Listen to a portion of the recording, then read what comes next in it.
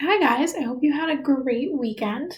Um, I'm recording this on Friday, so the weekend didn't happen yet based on when I'm recording this, but I decided that I wanted to record this lesson in addition to potentially teaching it on the Monday, Tuesday schedule, depending on when you have me, just because I feel like this might be a good thing for you to look back at and kind of go through a couple times to fully understand what's going on when we talk about arc length. So this is just an extra resource for you if you have it. It might be the only way that you learn the lesson. I might not teach it. We'll see. I don't know if I can teach it in 15 minutes, but I just wanted to record this so that you have it. So today we're going to talk about arc length.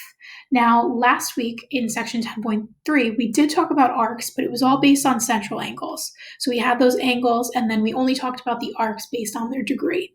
Today, we're going to take that a step further, and we're actually going to talk about the length of the arcs. So a good real life example of this would be a track. Now, I know that a track is an oval and not a circle, but if you can just use your imagination, it's kind of the same concept. So when we look at a track is usually 400 meters around, I believe. And one of the events that you can do in track is like a 100-meter sprint or whatever they call it. So that 100 meters would be that arc length. It's not the full track, but it is that one portion of the track. And then the full track would be 400 meters. So this is kind of what we're going to look at today would be that 100-meter distance. We'd want to find that 100-meter distance. So if you were running around the track and you didn't make it quite all the way around and you wanted to figure out how far you made it around, this is one way that you could do that. Now, in order to complete today's lesson, we do need to use circumference. So if you completed section 10.2 and you were a little iffy on circumference, you might want to pause this and reach out to me and we can go through a couple examples on just circumference together before you move into this, just to make sure that you feel confident. So in order to complete today's lesson, we are going to need the circumference formula. So remember, circumference is equal to 2 times pi times the radius, or r for short. Before we move into today's lesson, I wanted to give an example of finding circumference. So this example was in the 10.2 notes, but I'm just using it to review. So we need to find the circumference of the circle below. Now, looking at that circle, it's clear that that 12 represents the radius, right? Because it only extends from the edge of the circle to the center. It doesn't pass through the center and go all the way to the other side. That would be the diameter. So then I know my radius, or r for short, is 12. I can take that 12 and plug it into my circumference formula to find the circumference. So I'm doing 2 pi r. I know that my r is 12. And then just like in the last lesson, we're not evaluating pi. We're going to leave pi as the symbol. We're not plugging it in the calculator. So I'm just going to do 2 times 12 here. And 2 times 12 is 24 pi. That would be the length of my circumference, and that's technically in meters.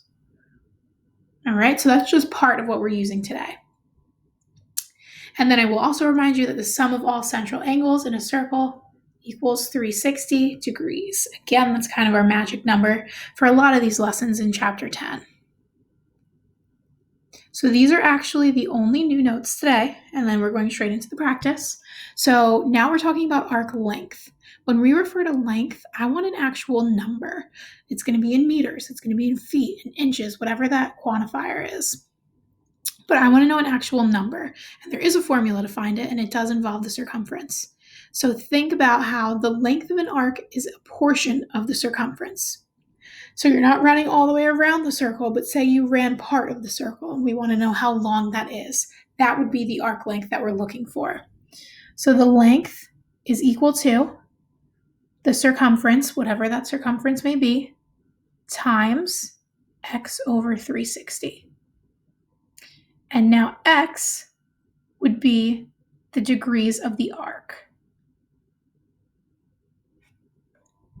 And I know that this formula seems a little complex. Like you have 3 variables going on. Why is that the case? All 3 of those will not be there the whole time. You'll be finding L. C you'll have to figure out first, and then you'll be given X. So it's not as complicated as you might think, but we're going to get through some examples, and hopefully that'll make you feel a little bit more at ease. All right, so I want to find the length of each arc below. So let's just look at the first one. So these were pulled straight from IXL. I tried to pull ones that look very similar. So for all of these, the first step is to find your circumference, or C for short. So the first thing I want to do in any of these examples today is find the circumference because I need to work with that circumference. So it says the radius of a circle is 5 kilometers. What is the length of a 180-degree arc? So in these directions, let's kind of work on these directions. So they give us the visual, but they also give us everything we need just in the words. So it says the radius is 5 kilometers. So that's my R. So just make a little mental note that that's your R. And then it says, what is the length of a 180-degree arc? That's my X in the big long arc length formula. So the X is given. I've got that. I'm good to go. The first thing I have to do is find my circumference. So my So the circumference is equal to 2 times pi times the radius, or R for short. Now I know that the radius is 5, so I'm going to plug that in. So it's 2 times pi times 5. Again, we're always leaving pi alone. So I just want to multiply my numbers here, not pi, leave that alone. So 2 times 5 is 10, and then throw the pi at the end. So that's my circumference. My first step is done. Find C. Now my second step is to use the formula to find the length. So first I found my circumference. Now I need to use the formula to find my length. So again, that formula is the length is equal to the circumference times x over 360. So I know my circumference now is 10 pi. So I'm going to plug in 10 pi times, and then my x is 180 over 360. I know fractions were a long time ago, but remember, this is technically over 1. So in order to solve this fully, I'm going to multiply straight across. So in other words, I am going to do 10 pi times 180. Now, I don't want to evaluate the pi, so I'm just going to do 10 times 180. So in my calculator, I'm doing 10 times 180, and I get 1,800, adding the pi to the end. Then I'm doing 360 times 1, which is just 360. This answer, IXL will not accept because it's not simplified. So in order to complete it, I'm going to divide my numbers. So first I just dealt with multiplying my numbers. I did 10 times 180, 1 times 360. Now I'm going to divide my numbers. So I'm going to do 1,800 divided by 360. And that gives me 5, and then the pi follows. That's my answer. All right, so a couple confusing steps. I'm going to go through every single one of these the same exact way, so hopefully we get the hang of it.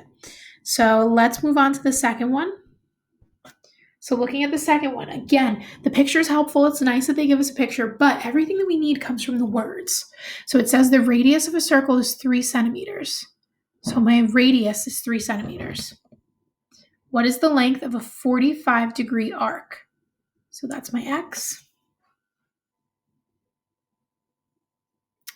Remember, first step, I want to find the circumference. Circumference is equal to 2 times pi times r.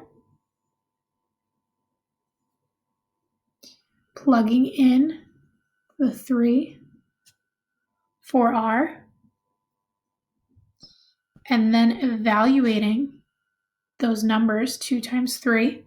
2 times 3 gives me 6 pi. So my circumference is 6 pi. I'm not done. That was my first step. Next step, I want to find the actual length of that arc. So it's a portion of that 6 pi, but I don't know how long it is. That's what I need to figure out. So again, it's equal to the circumference times x over 360. Seems confusing, but I have all of the variables that I need to solve the problem. I know my x is 45, and I know my circumference is 6 pi. So it's equal to 6 pi times 45 over 360. Again, I'm going to put that 6 pi over 1. Now, I'm going to evaluate just the numbers. So I'm doing 6 times 45. That's the first thing I'm doing, going straight across. 6 times 45 in my calculator. And that gives me 270. And then the pi comes at the end. Over 360 times 1 is 360. Again, IXL won't accept this because it's not simplified. So the very last thing that I have to do is I have to divide just these numbers. So in my calculator, I'm doing 270. Remember, over is the same as divide. Divided by 360. And I get 0.75. And then I have to throw the pi at the end. That's my answer. All right. Hopefully, as we go through more problems, we're getting the hang of it, feeling a little more comfortable. Got 2 more problems that look just like that. So again, the picture is helpful, but I think the most helpful is actually the directions. So it says the radius of a circle is 2 miles. So my R is 2 miles. What is the length of a 90-degree arc? That's my X. First step, I need to find the circumference. So circumference is equal to 2 times pi times R. I know that my R is 2, so I'm substituting that in. And then evaluating just the numbers, leaving the pi alone. 2 times 2 gives me 4. So my circumference is 4 pi. Halfway there. Next up, I have to find the length of the arc because it's a portion of that 4 pi. So the length is equal to the circumference times x over 360.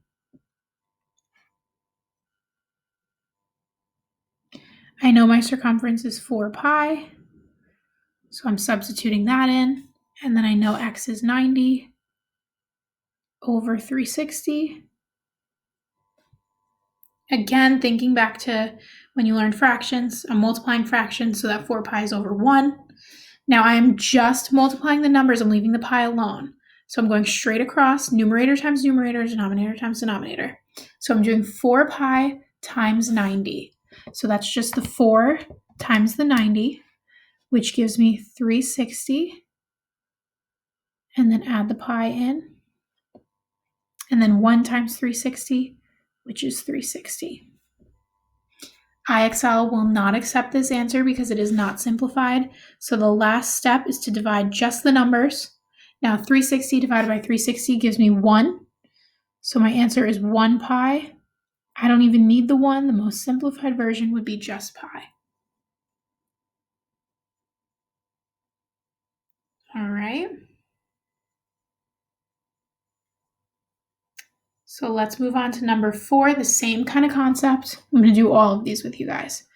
So it says the radius of a circle is 9 feet. That's R. That is also given here. So it doesn't matter, picture or words, whichever one you like, you can use. And then my X is 60 degrees, which is given to me in 2 places as well. First step is to find the circumference. So that's equal to 2 times pi times the radius. I know my R is 9 feet. That was given. So I'm substituting 9 in for R. And then again, just evaluating those numbers, leaving pi alone.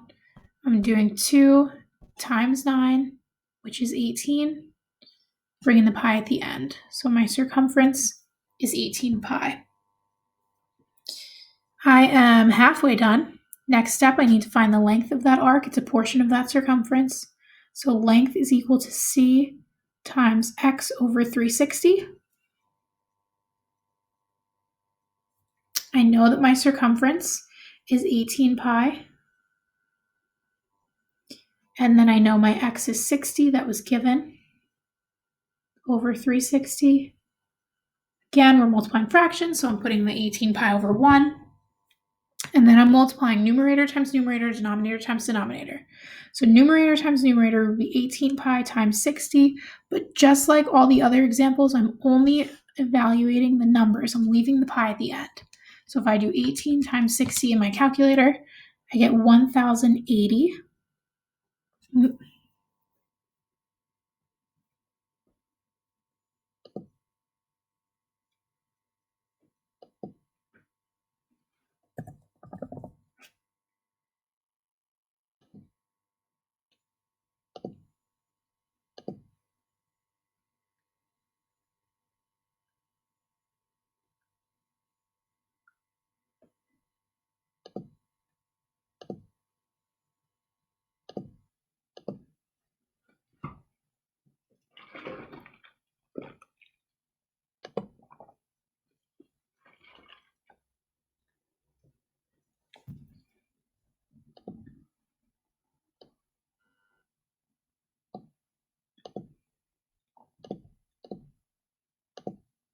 Okay, sorry, it cut out a little bit.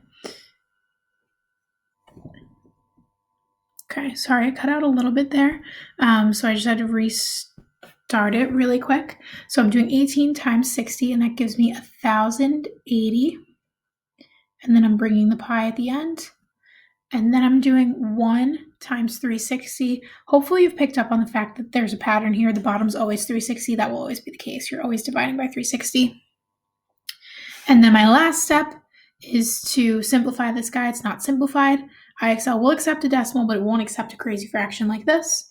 So I have to do 1,080 divided by 360. That gives me 3. And then the pi comes at the end. All right, so this is the general concept. Now, the last two examples don't get any crazier. It's just that now instead of being given the radius, we have an extra step involved. We have to find the radius.